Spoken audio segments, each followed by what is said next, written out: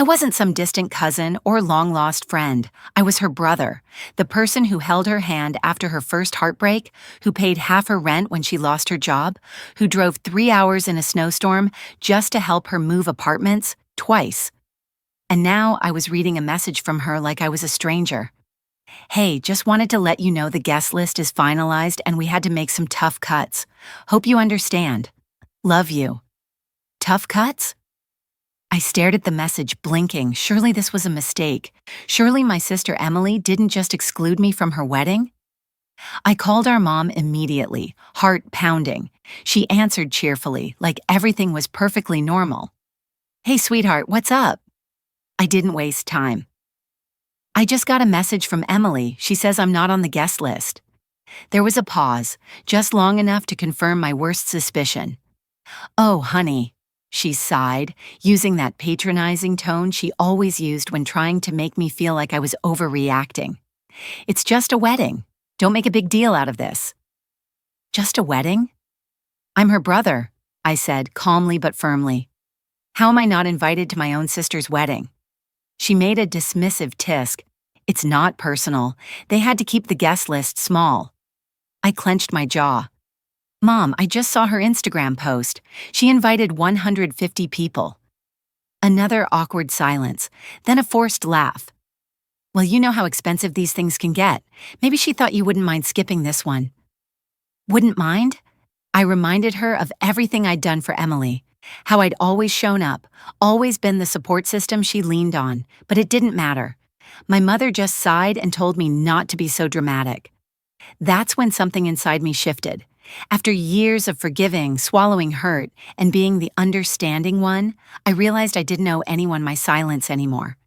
I wasn't going to beg for a seat at a table where I clearly wasn't wanted, so I hung up. I didn't cry. I didn't rage. Instead, I opened my laptop and searched for something I hadn't allowed myself in years: freedom. I booked a solo vacation to the Caribbean, a 5-star resort, oceanfront suite, spa treatments, private beach. I wasn't just skipping the wedding, I was reclaiming my peace. For once, I wasn't going to let my family dictate my worth. When the wedding weekend came, I was boarding a first-class flight, champagne in hand. I posted a photo, legs stretched out, drink lifted, with the caption, "Guess I got cut from the guest list, but I think I'll survive." And the messages started rolling in, but I didn't read them, not yet, because this wasn't just about revenge. It was about realizing that I deserved to be surrounded by people who saw me, not just when they needed me, but always. This was the beginning of something different, something better, and I wasn't going back. The Caribbean sun warmed my face as I lay back on a lounger, a fresh mimosa in hand and the sound of waves crashing nearby. I hadn't felt this peaceful in years. No nagging calls, no emotional labor, no guilt trips disguised as family talks. Just me, the ocean, and silence from the people who once took me for granted. I hadn't planned to post much from my trip, but something about that first photo, me in first class, relaxed and smiling, was too poetic not to share. The caption had been simple. Guess I got cut from the guest list, but I think I'll survive. Within hours, my inbox was flooded. Cousins who hadn't texted me in months were suddenly sending laughing emojis. My Aunt Lisa, the only relative who'd ever treated me like a human being, commented, "Good for you. Should have taken me with you." Then the texts from my mother began, 3 in a row. Mom, where are you? Mom, are you seriously missing your sister's wedding over this? Mom, you're being petty. Petty? I sat up, still holding my drink, and just laughed. Petty was cutting your own brother from your guest list and pretending it wasn't personal. Petty was lying about the number of guests and assuming I'd be too spineless to say anything. But this time was different. I wasn't swallowing the insult. I wasn't going to be the understanding one anymore. Instead, I responded with a single photo. A panoramic shot of the beach, white sand and turquoise water sparkling in the late afternoon sun. My caption, "Perfect view." Then I turned off my phone. No one tells you how liberating it is to choose yourself, to finally stop performing for the approval of people who never clapped for you in the first place. As the sun dipped below the horizon that evening, painting the sky in lavender and coral, I felt something I hadn't felt in decades. freedom. But freedom, as I was about to learn, has a funny way of rattling cages. The next morning, I woke up to over 30 missed calls. Most were from unknown numbers, likely relatives who had gotten roped into the Find My Brother campaign. But one text stood out. Jake, my cousin. Dude, you are not going to believe what just happened. Against my better judgment, I opened the message. Emily's wedding had imploded. According to Jake, it started with a heated argument between Emily and the groom right after the vows. No one knows exactly what was said, but he stormed out halfway through the reception, leaving behind stunned guests and a hysterical bride. Chaos followed. My uncle and dad got into a shouting match, Grandma started crying, and the venue reportedly shut down the open bar early for safety reasons. Suddenly, everyone was looking for me. Text after text poured in. Emily, please answer. I need you. Mom, this is a family crisis. You have to come home. And for the first time in my life, I didn't. I blocked Emily. I blocked Mom. I even blocked Jake just in case he tried to play peacekeeper. Then I slid back into my lounge chair, ordered another mimosa, and let the sea breeze carry away the last shred of guilt they tried to lay on me. Because this time, I wasn't the fixer. I wasn't the backup plan. This time, I was the one who left. The more texts I ignored, the more desperate they became. Even through the tropical calm of the Caribbean, their voices found me. Voicemails, messages from unknown numbers, even emails from relatives I hadn't spoken to in years. And they all shared one thing in common: panic. I didn't reply. I didn't even feel tempted. That afternoon, while sipping a frozen daiquiri under a swaying cabana, a new message popped up from my cousin Melissa, the only person in my family who ever told the truth, even when it was messy. Melissa. Okay, I know you're ignoring everyone, but you really need to hear what happened after the wedding. Call me. You're gonna love this. Something about the way she worded it made me pause. I took a deep breath, set down my drink, and dialed her number. She picked up immediately. Oh my God, you finally called. Are you sitting down? I looked around at the palm trees, infinity pool, and peaceful ocean. Yeah, I'm good. She couldn't hold back the laughter in her voice. Okay, so after the groom walked out, Emily completely lost it. Like full-on meltdown, screaming, throwing stuff. She even chucked a centerpiece at Aunt Lisa. I blinked. Seriously? Oh, it gets better, Melissa continued, clearly relishing the story. Aunt Lisa suggested that maybe this wouldn't have happened if you had been there. She said you were always the one who kept Emily grounded. I couldn't help but laugh. The irony was painful. The same family that cut me out is now mad I wasn't there to keep the wedding from collapsing? Exactly, Melissa said. Then your mom snapped at Lisa for being ridiculous. They got into a yelling match. Grandma jumped in, lectured Emily in front of everyone, saying, "This is what happens when you disrespect your own brother." She even said the wedding was cursed. At that, I nearly dropped my drink. Grandma said that. Oh yeah, loud enough for the whole reception to hear. I leaned back, letting the words wash over me like the waves lapping against the beach. This wasn't just karma. It was poetic justice, the kind that writes itself better than any revenge plan ever could. Melissa added, Then your mom tried to talk to the groom's family to do damage control. His mom looked her dead in the eye and said, "This is your problem now," then walked away. I burst into laughter. I couldn't help it. Emily, the golden child, the one who was always allowed to shine at my expense, the one who had never needed me until now. I thought about the years I'd spent cleaning up her messes, convincing her not to quit jobs impulsively, helping her move apartments, lending money she never repaid, calming her through heartbreaks. I had always shown up. This time, I didn't, and suddenly my absence was the problem. I took a slow sip of my drink and sighed, feeling something I hadn't allowed myself to feel in years. Relief. Melissa's voice softened. I just wanted you to know. You did the right thing. And you're not the only one who sees it. Thanks, I said and meant it. This vacation was the best decision I ever made. When I hung up, I didn't feel anger anymore, just peace, because the truth was clear. I had never been the problem. I had just been the glue, and when they decided they didn't need me, Everything they built fell apart, and for once in my life, I didn't rush in to pick up the pieces. The next morning, I woke up to the soothing crash of waves and the scent of salt and tropical blooms drifting through my open balcony doors. I stretched out on the massive king-sized bed, sunlight warming my face. For a blissful moment, I forgot the chaos my family had hurled themselves into back home. But then I turned my phone on. The screen lit up with a barrage of missed calls and texts from numbers I didn't recognize, clearly relatives trying to bypass my blocks. I didn't even flinch. That phone, once a tether to a family that expected me to bend and fix and forgive, was now just a device I used to order fresh mango juice from room service. Still, curiosity got the better of me. I scrolled through the list, laughing softly at one particular voicemail that managed to slip through the cracks. My mother's voice, frantic, hissed, "I don't know what you think you're doing, but this isn't the time for one of your tantrums. Your sister is devastated, and we need you here. This family needs to stick together right now."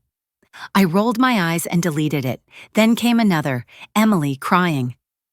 "I don't understand why you're doing this. You're my brother. I need you. Please, just call me." The irony was rich.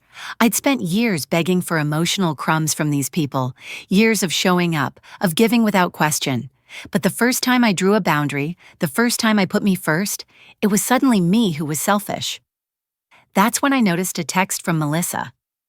"Melissa, heads up, your mom is trying to gather the family for a big discussion when you get back. She's calling it a healing meeting." A healing meeting. Like years of neglect and favoritism could be papered over in an afternoon with lukewarm coffee and passive-aggressive apologies. I texted her back, "Thanks for the warning, I won't be there." A beat later, Melissa replied, "Wait, what do you mean?" "I mean, I'm extending my trip." "OMG, that's iconic. Tell me everything when you're back, whenever that is." For the first time in my life, I wasn't going to be dragged into fixing what I didn't break. They had made their choices. Now I was making mine. I opened my laptop and added another week to my reservation. A full 7 days of zero family drama, zero damage control, and absolutely no awkward family meetings masked as reconciliation sessions. Then I sent one final message to my mother and Emily. "Oh, now you want me around? Sorry, I'm busy enjoying my overreaction. Have fun cleaning up your own mess." Blocked again. I tossed the phone onto the bed, slipped into a linen shirt, and headed to the beach. As the warm sand pressed between my toes and the sun kissed my skin, a thought surfaced that made me smile. They had taught me how to put myself last. Now I was learning how to put myself first. By the time the sun dipped below the horizon that evening, casting streaks of gold and coral across the sky, I felt more at peace than I had in years. The ocean whispered like it was on my side. The breeze wrapped around me like reassurance. I leaned back in my beachside lounge chair with a chilled drink in hand, watching the last sliver of sun disappear into the water. Then my phone vibrated. I sighed. I had turned off most notifications, but somehow Melissa's messages still found their way through. Her name flashed on the screen with a new text. "Okay, I know you're still in paradise, but you have to hear this. Call me." Normally, I would have ignored it. But Melissa had a knack for delivering stories like they were juicy TV finales. I was curious, and maybe just a little vindictive. I tapped call. She answered before the first ring finished. "Finally!" she breathed, already breathless with excitement. "Are you sitting down? Of course you are. You're on a beach somewhere with fancy drinks." Anyway, Emily had a full-on breakdown after the groom left. And get this, Grandma went off. I raised an eyebrow. "Wait, Grandma?" "Oh, yeah," Melissa continued. "Apparently, right after the groom bailed, Emily started yelling at everyone, saying the venue wasn't right, the lighting was off, and blaming people for being too negative. Then Grandma just stood up and told her in front of everyone, 'This is what happens when you treat your own brother like trash.'" I blinked. "She really said that?" "She shouted it," Melissa said, laughing, "and it gets better. When your mom tried to hush her, Grandma snapped back, 'You raised her like a queen and ignored your son. Now you're surprised no one wants to stay.'" I was stunned silent. Years of quiet, of pretending everything was fine, and suddenly, truth, spoken out loud, not by me, not by guilt, but by someone who had watched it all happen. Melissa kept going. Oh, and when your mom tried to fix things by calling the groom's parents, his mom just looked her dead in the eye and said, "Your family drama is not our problem." I couldn't help it. I laughed, long and hard. The sound caught in my throat and turned into something else. Something deeper. Not mockery, not revenge. Relief. "They're all unraveling," I said softly. "They are," Melissa confirmed, "and everyone sees it now." I paused for a moment, then said, "I should feel bad." But I don't. "Good," Melissa replied. "You've earned this. I've seen how they treated you. This was never about one wedding. It was years of them asking you to show up without ever doing the same for you." The call ended with warmth. She told me to enjoy my trip and promised she'd keep me posted on any further meltdowns. I thanked her and meant it. That night, I walked along the shoreline barefoot, letting the waves soak my feet and the stars fill my eyes. I had no need to post anything, no desire to respond to the dozen missed calls still trying to reach me. I didn't need their chaos anymore. For the first time in my adult life, I had chosen me. Not out of pettiness, but peace. Not for spite, but self-worth. And you know what? It felt like freedom. The morning after my conversation with Melissa, I woke up to the soft lull of the ocean and a sunrise so vivid it painted my balcony in gold. I stretched out on the lounger with a cup of coffee and let the warmth seep into my skin. No alarms, no drama, just peace. But peace didn't last long, not when your family's dysfunction follows you like a shadow. I'd kept my phone on Do Not Disturb, but curiosity got the better of me. Against my better judgment, I turned it on. Within seconds, the screen flooded with missed calls and voicemails. Mom, Emily, random numbers. It was like someone had pulled a fire alarm back home, and I was the one holding the hose. And then came the text that stopped me mid-sip. "Family meeting when you return. We need to fix this. Don't ignore us." "Mom," I nearly laughed out loud. Fix this? Now they wanted to fix things? After cutting me from the wedding, gaslighting me about why, and calling me petty for not showing up like the good little afterthought they always expected me to be? Not a chance. I replied with one line. "I won't be there. In fact, I just extended my trip." I didn't even wait for a response. I opened my laptop and booked another week at the resort. Ocean view, top floor, full-service spa included. Why not? I deserved this. For once, I was using my time, my money, and my energy on something that made me feel whole. They cut me off emotionally for years. Now I was cutting the cord for good. Later that afternoon, I lay in a shaded cabana by the infinity pool, sipping something frozen and tropical when my phone lit up again. This time, it was from Emily. "You're being cruel. You've made your point. Please come back. I need you." For years, I would have melted at those words.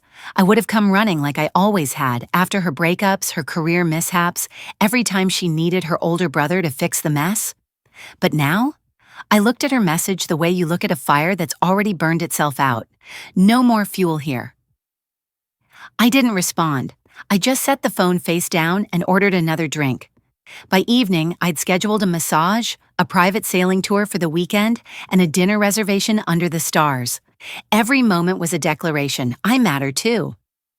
That night, sitting on my balcony watching the moonlight ripple across the waves, something shifted. It wasn't anger anymore. It wasn't even revenge. It was clarity. My whole life, I'd been told to be the bigger person, to forgive first, to understand everyone else's side before speaking mine. But where was that grace when I was hurting? Where was that forgiveness when they excluded me, insulted me, forgot my worth? I wasn't holding a grudge. I was holding a boundary, and for once, no one was crossing it. The next morning, I woke up to the sound of the ocean waves gently tapping the shore and birds singing in the distance. I sat up in bed, wrapped in soft linen sheets, and for the first time in what felt like forever, I felt rested. I had no obligations, no fake smiles to force, and no emotional landmines to dodge. Just me, and a silence that didn't feel empty, but healing. But the quiet didn't last. Around noon, I received a single message from Melissa, my cousin and the only person back home I still trusted. "Okay, I know you're done with all this, but you're going to want to hear what happened last night." I hesitated. A part of me didn't want to open that door again, but curiosity won. I called her. She answered immediately, whispering like she was hiding from someone. Emily showed up at your apartment. I blinked. What? She and your mom went together. They knocked on your door for like 20 minutes before your neighbor told them you were out of town. And then, get this, they just sat outside your door, on the hallway floor, for over an hour, like they were trying to summon you. I nearly choked on my coffee. They what? They look like ghosts, Melissa said, almost laughing. I think your mom even cried.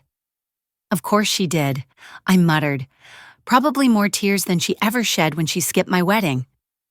Melissa sighed. I think they're spiraling. Your absence? It's unraveling the image they worked so hard to keep up.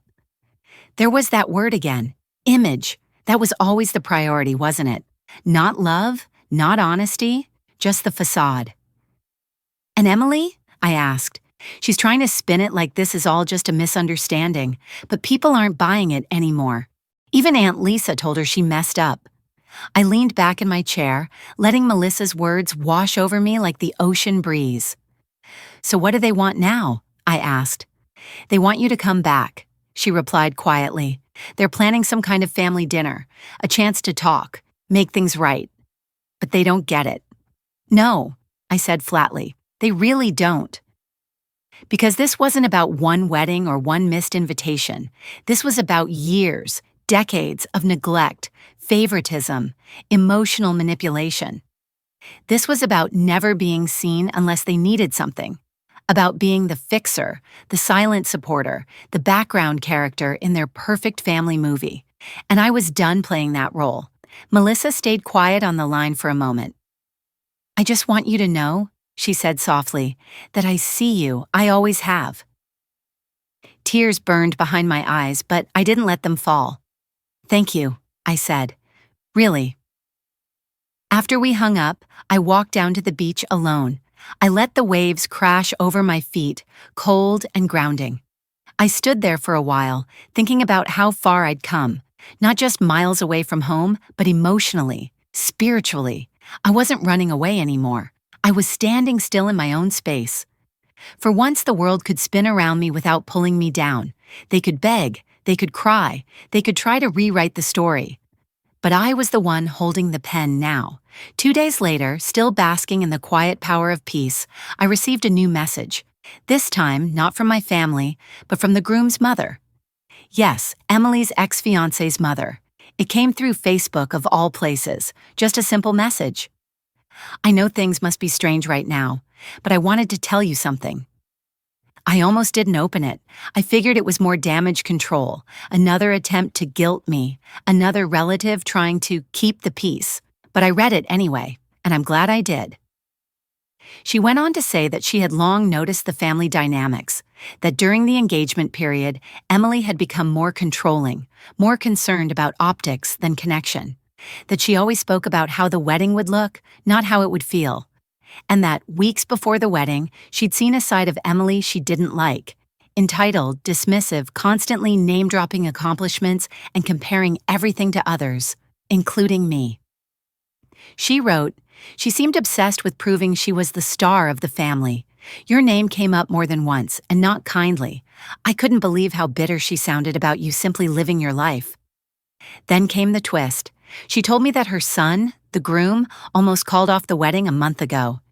He had doubts, he'd seen red flags, but Emily convinced him it was just pre-wedding nerves. Still, the tension simmered until it finally boiled over. On the wedding day, she said the fight that made him walk out was about me. Apparently, someone jokingly asked Emily why her brother wasn't there, and she snapped. She launched into a bitter rant about how I always made things about myself, how I was selfish, jealous, and dramatic. And her fiancé, bless him, looked at her and said, "If that's how you talk about your own brother, what happens when you get tired of me?" He walked out 30 minutes later. I stared at the screen for a full minute, stunned. I had been cut out of the guest list, labeled petty, mocked behind my back. And yet somehow, without even being there, I had been the final straw in tearing down the image they tried so desperately to protect. It was poetic, but it wasn't joy I felt. Not glee, not revenge. It was release. I didn't respond to the message. I just sat there, letting the tide roll in and out, breathing deeply. I thought about how, for years, I had twisted myself into knots trying to belong in a family that only wanted me when I was useful, when I was quiet, when I didn't disturb their carefully staged narrative.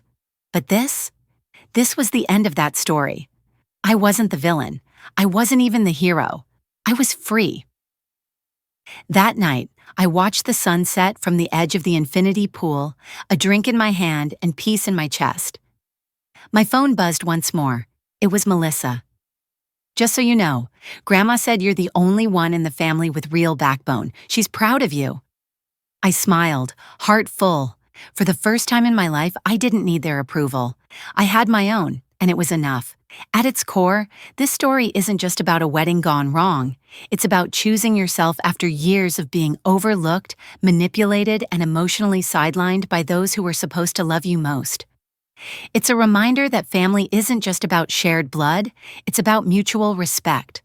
One of the most powerful lessons here is the importance of setting boundaries, even when it hurts. The narrator's decision to walk away from a toxic family dynamic wasn't petty. It was necessary. For years, they were expected to be the fixer, the quiet supporter, the one who sacrificed without complaint. But when they were deliberately excluded from a major life event, they finally did what many of us struggle with. They said no. In doing so, they reclaimed their dignity, their peace, and their power. Another takeaway is the truth that you don't need validation from others to live a fulfilling life. When the narrator chose to go on that trip instead of begging for inclusion, they taught us that self-love often begins when we stop chasing approval from those who refuse to give it freely. And in a twist of poetic justice, it was their absence that triggered the unraveling of the very illusion that once excluded them. So what can we take from this? That you are allowed to step away from people who treat you like an option. That joy found in solitude is better than pain endured in forced company. And that sometimes peace is the best revenge. If you've ever felt like the forgotten one, the outsider in your own family, this story is your sign. You deserve better, and it's okay to walk away to find it. If this story moved you, please hit that like button. Share it with someone who needs to hear this, and don't forget to subscribe to our channel, Reddit Confessions, for more real-life stories that heal, empower, and inspire. Your support helps us keep telling the stories that matter.